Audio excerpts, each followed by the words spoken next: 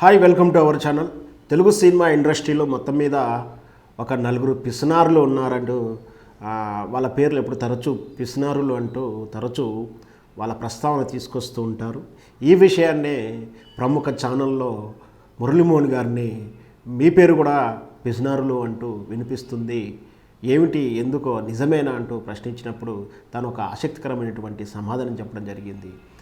ముఖ్యంగా తెలుగు సినిమా ఇండస్ట్రీలో నందమూరి ఎన్టీ రామారావు గారు, సీనియర్ ఎన్టీ రామారావు గారిని, ఆ తర్వాత శోభన్ బాబు గారిని, తర్వాత మురళీమోహన్ గారిని, ఆ తర్వాత చంద్రమోహన్ గారిని, ఇలా నలుగురిని పిసినారులు, దానం చెయ్యరు అంటూ చాలా సందర్భంలో రకరకాల వేదికల మీదనో అఫీషియల్గానో అన్అఫీషియల్గానో చర్చ జరుగుతూ ఉంటుంది. వాస్తవానికి దీంట్లో ప్రధానంగా చెప్పుకోవాల్సింది ఎన్టీ రామారావు అండ్ మురళీమోహన్లు పిసినారి అని అనలేం, కానీ వీళ్ళు కూడా దాన ధర్మాలు చేస్తూ చాలాసార్లు కూడా ప్రకటించినటువంటి దాన ధర్మాలు కూడా బహిరంగంగానే ఉంటాయి. ఇకపోతే చంద్రమోహన్ అండ్ శోభన్ బాబు గారు వాళ్ళు అంతగా వితరణ దానం చేయడానికి ముందుకు రారు. అంటే ఉదాహరణకు కరువు ప్రాంతాలు వచ్చినప్పుడు కానీ, లేదా దివిసీమకు ఉప్పెన వచ్చినప్పుడు కూడా భూవిరాళాలు ఇస్తుంటారు. అంటే తలా 1,50,000 కోటి రూపాయలు ఏదో రకమైనటువంటి రకరకాలైనటువంటి బహిరంగ దానాలు చేస్తూ ఉంటారు. పేరు కోసం చేస్తుంటారు, ప్రకటనలు చేస్తుంటారు, పేపర్లో పెద్ద పెద్ద యాడ్స్ కూడా ఇచ్చుకుంటారు. ఎన్టీ రామారావు గారు, మురళీమోహన్ గారు కొన్ని సందర్భంలో వాళ్ళు కూడా తమ తమ వంతుగా దాన ధర్మాలు చేసిన సందర్భాలుగా ఉన్నాయి. అయితే వీళ్ళు చెప్పేటువంటి రీజన్ ఏంటి అనే విషయాన్ని మురళీమోహన్ గారు స్పష్టంగా ఎక్స్ప్లెయిన్ చేశారు. వాస్తవానికి దానం చేయడం అంటే పేరు ప్రఖ్యాతుల కోసం కాదు.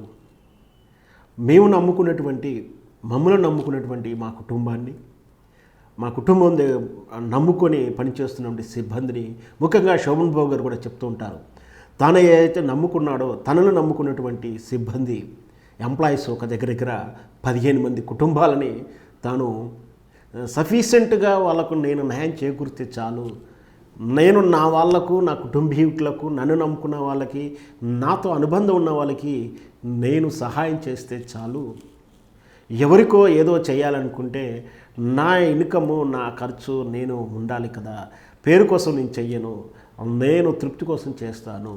అందుకనే శోభన్ బాబు గారు తన సిబ్బందికి 15 కుటుంబాలకు వాళ్ళకు సొంతంగా ఇల్లు కట్టించడం కానీ, వాళ్ళ ఇళ్లలో పెళ్ళిళ్ళు కానీ, వాళ్ళ విద్యాభ్యాసాన్ని కానీ ప్రతి ఈచ్ ఎన్పి రూపీ తానే ఖర్చు పెట్టేవాడు. అట్లా ఒక 15 కుటుంబాలను పోషించేవాడు.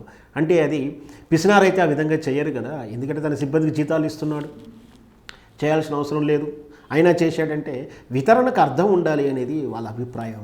చంద్రమోహన్ గారు కూడా అలాగే, సో ఇక్కడ మురళీమోహన్ గారి అభిప్రాయం కూడా అది, ఎన్టీ రామారావు గారి అభిప్రాయం కూడా అదే.